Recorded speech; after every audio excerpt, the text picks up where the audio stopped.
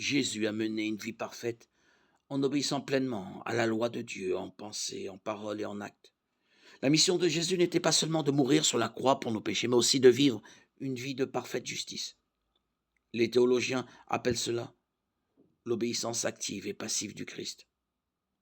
L'obéissance active faisant référence à sa vie de perfection sans péché, et l'obéissance passive faisant référence à sa soumission à la crucifixion.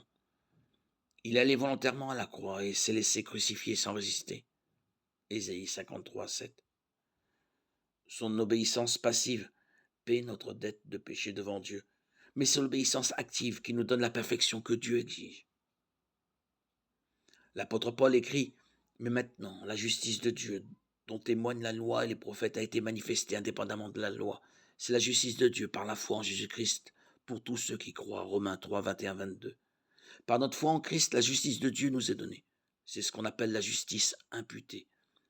Imputer quelque chose, c'est accorder ou attribuer quelque chose à quelqu'un. Lorsque nous plaçons notre foi en Christ, Dieu impute la justice parfaite de Christ à notre compte afin que nous devenions parfaits à ses yeux. Celui qui n'a pas connu le péché, Jésus, il l'a fait devenir péché pour nous afin qu'en lui, nous devenions justice de Dieu. 2 Corinthiens 5, 21.